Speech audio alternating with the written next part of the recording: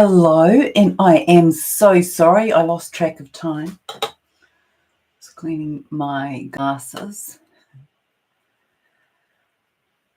And yes, a lot of really lovely information has come through today, and I do have some more information about some things to do with twins, but I won't get to that today. I want to speak to you about these sort of December energies and a bit of an overview of them.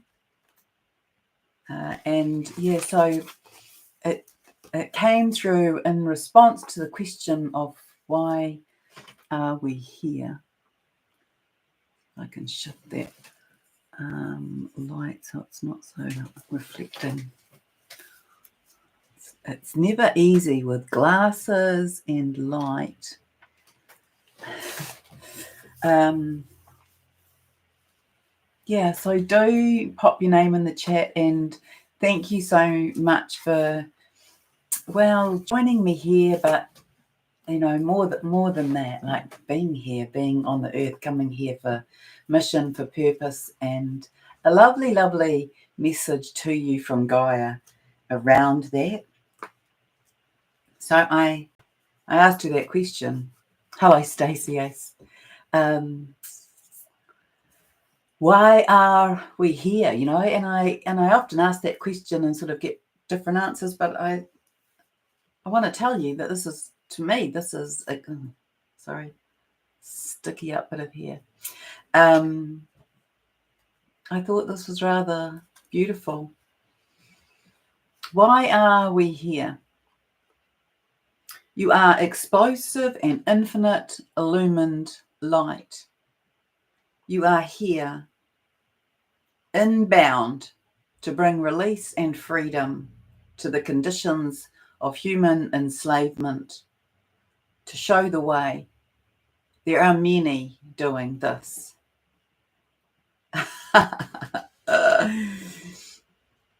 I'm just laughing at Sarah's message. Bedtime aligns with her babies to be here tonight. So hello, Stacey and Douglas and Ciala and Sarah and Charlotte. So you are here inbound to bring release and freedom to the condition of human enslavement, to show the way. And there are many doing this. You are a communicator and transponder of codes for the release of the human condition. You hold more light than 1,000 stars and greater illumination than the sun itself. Your light radiates out and magnetizes in those who can reflect the beauty of your light because they are able to honor their own. You have all had an increase in light quotient in symbiotic arrangement with one another. You are each reflecting one another. Hello, Denise. Hello, Beachweave.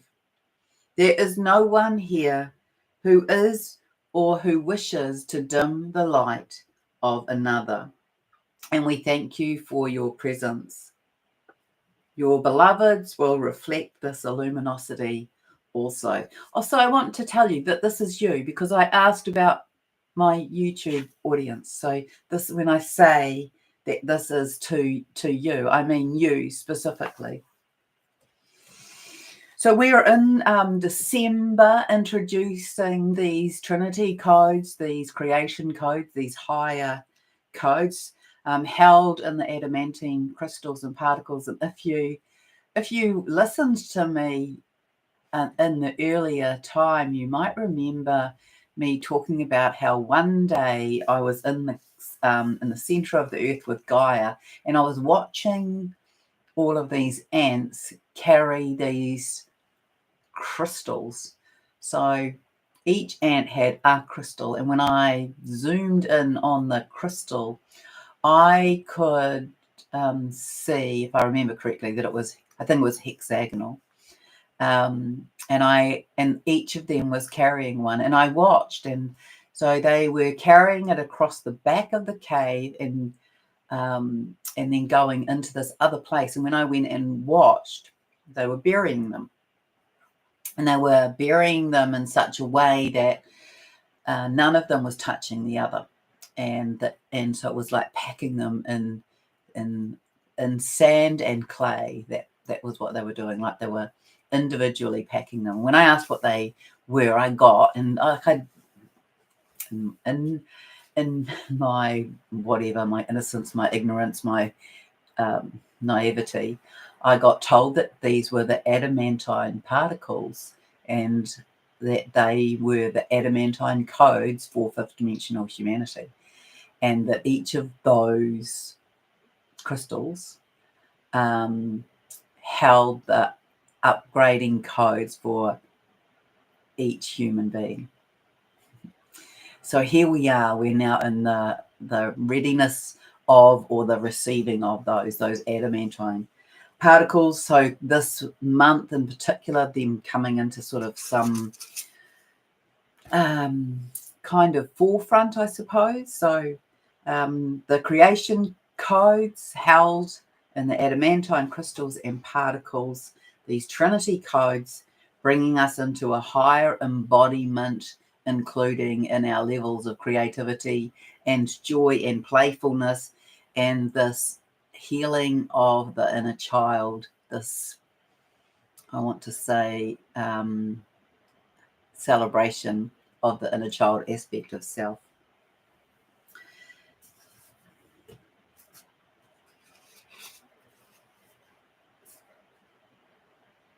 Yeah. So I want to say to you that during this month, to be in that, to be in playfulness, to be in joy, to be in your childlike, not childish, your childlike self. These bring the sacred codes of joy and illumination for humanity. That they create a platform of elevation during this month of December for many to dive off into the new year codes of ascension and creation. It's a weaving of the new, of the higher, of the illumined truth, and this clarity of thought, feeling, and direction. So we can be using all of the energies in this month for that. This checking in to self, with self. Why am I here? What do I particularly wish to do? How do I express myself? What is my expression of joy? What brings me joy, fun, laughter? How is it that I can be in flow and in my creativity? So that you can be in process with that, and so that you can then insert it, if you like, into 2024. So December brings some time for pause, for reflection, and for community and connection. A sense of this peace and brotherhood will fall over the planet during this transitional crossover period from the beginning of December to the end of January. So it showed up to me as the last week of December into the end of the first week of January. That's a very powerful, potent time for that. A time for garnered focus. And garnered means this sort of collective, gathered. So that's what each of us is doing for ourself, and that has an impact on the collective. So time for garnered focus for the renewal and the rebuild of Earth. So this is the time for us to put our ideas into the pot. So let's say in a simple form that we wanted to have a lot of this particular color in our new world. And it's like we vote with our thoughts, if you like. We vote with our creation. So how do you wish to be in the world with yourself, with one another, and with the earth? So the triangle, the triad, it takes on a new focus, a new role. And I want to say it destabilizes and disestablishes polarity and duality as it brings in this way of being in the Trinity, in the triadic, in the tri. So we're this bi-wave structure that we are in now, this polarity, this duality, where it's shifting now into and in this month it's like this transitional month into a tri-wave, a tri format, so polarity into unity, this bi-wave into tri-wave, this polarity format into unity format and structure. And you must focus on the joy, what brings you joy, what brings joy to you and to others, and how can you increase your level of joy in each moment, each day and each week, and let that be your initial inquiry of self when you awaken in the morning. So rise up and rise above and smile and radiate love. Focus on laughter and the vibration of that in motion on the airwaves. Hello, Beachweave. And yes, we have come a long way. My word, we are in this most incredible formatting of self, I want to say.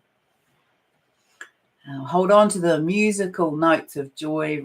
Remember, I'm always quoting this Mother Mary answer to my question of what is the difference between love and joy. And she says that joy is love dancing. So remember that.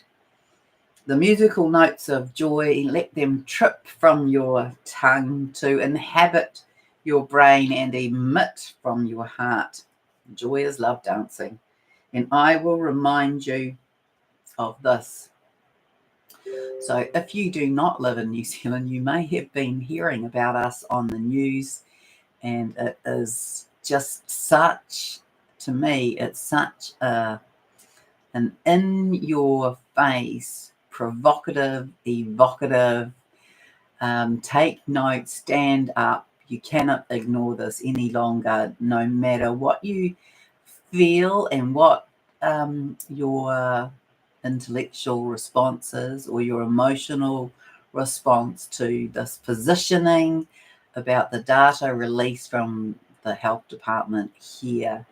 And irrespective of your philosophical position on the rights or not of someone to release that, from my perspective, it's a clear signal to humanity and to the earth, to the world, of this revelation of truth and clarity, and that there's no denying this aspect of this as the revealing, if you like, of what has gone on that level in the with the whole COVID experience. And we've all had that experience on different levels, and maybe we all signed up to have that experience from our own perspective, and let us not make judgment about which decisions and choices were made, because this is a collective experience and we have each played our part, our role, I want to say. But I want to remind you that here is another example how New Zealand stands up and things roll open. And so this is what Gaia said: when New Zealand stands up, then it will roll out and the world can roll into the new. And, the blanket gets folded back, or the light opens up into the shadow. So here we are in another example of that, as we also are returning here in the world to the re-establishment and the embedding of the Sophianic codes and the mother principles, the cosmic heart and divine love, the Trinity flames and the living light codes and the plasma light bodies that you and I hold and have as an aspect of self, enabling us to each return. I see I'm getting all emotional in my being as I say this, enabling us each to return in balanced form to our original divine organic blueprints. So here we go. And this is, of course, all coming in to our existence in the physical reality of our earth, so that we can see clearly And yes, a seriously disturbing amount of people are continuing in denial and unwilling to carry the load of the level of deception. Yeah, and maybe that's their role.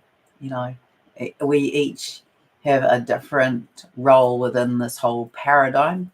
And some people might have to hold on to that in order to put some tension on it, for it to be pinged somewhere else, for it to vibrate in another direction, for someone to unfold that there. So to me, the next video I'm going to do is something to do with, I don't know what I'm going to call it, but the many ways in which awakening can occur. And so some people will sit in this denial because it's too painful. It's just too painful for the admission of that. And so they may awaken in another way.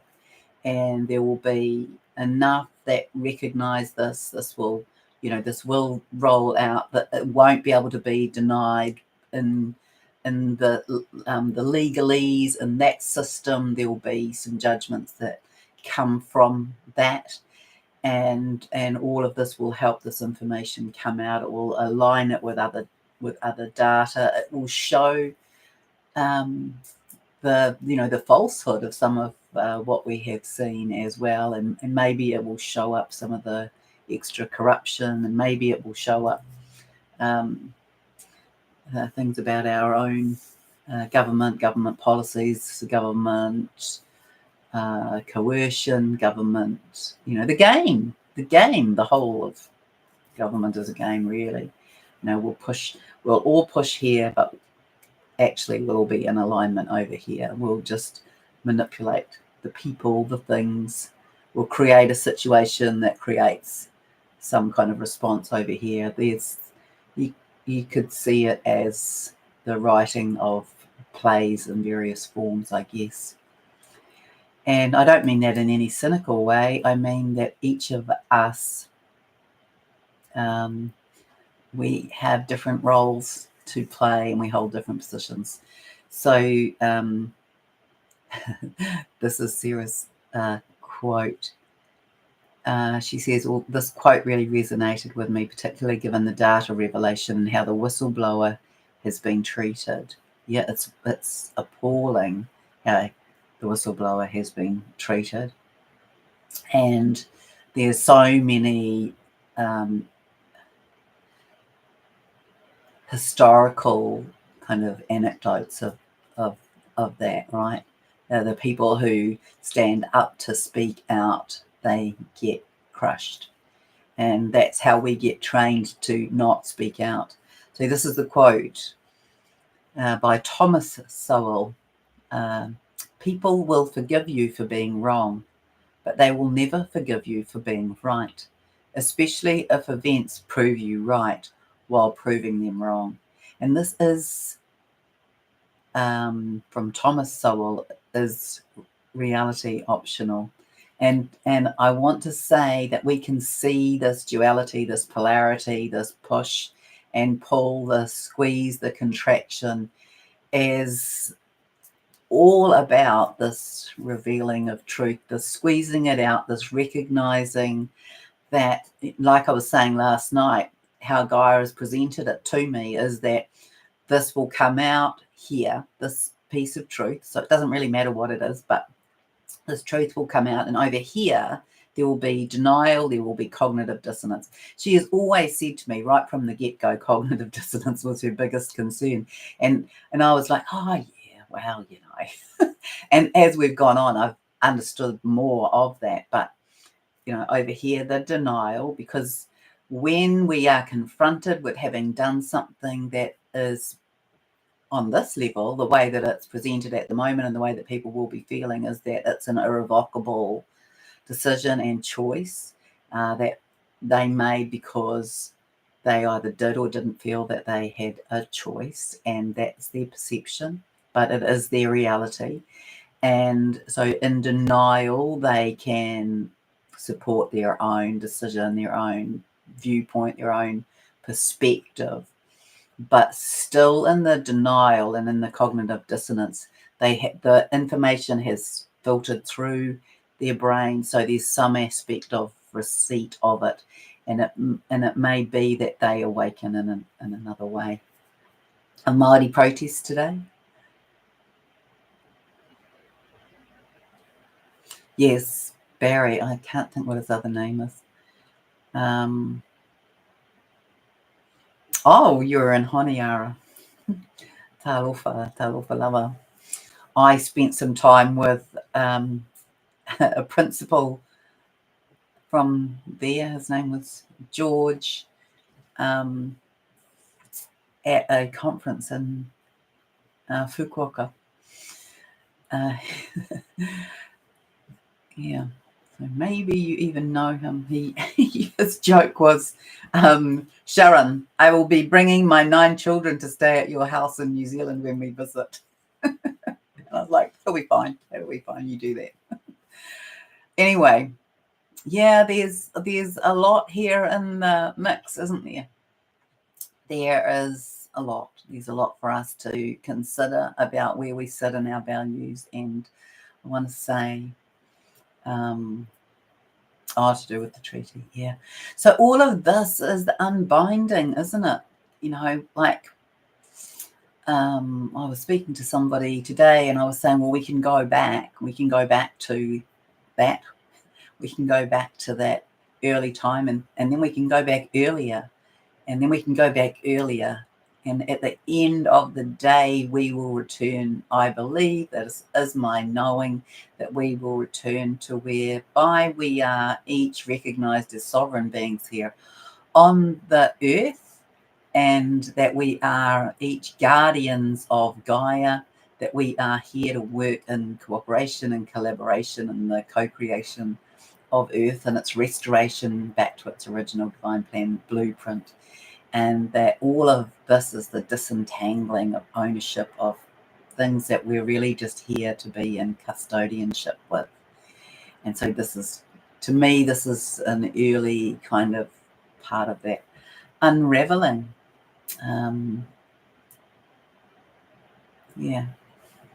So I'm sure that that there will be a lot of people who aren't ready for that. But to me, that's where we will return to, where we won't, this ownership will become definitively custodianship, guardianship, and the rights of the grasshopper, the earthworm, and the bird will be as important as your rights and my rights. And that to me is where we will return to. Hello, Chaley. So that's all I have for you. I will come on perhaps, when I get a moment. I've got a whole lot of people coming to stay for not a whole lot of people. I have a few people coming to stay for a day or so. So I will see if I get an opportunity. I do want to come on and speak to what is occurring for divine counterparts at the moment. It is all exciting. And I wish you so much love as we traverse this very exciting and yet unknown part of our restoration, really, our reclamation, our reformation here as guardians on this magnificent land. All right, see you next time.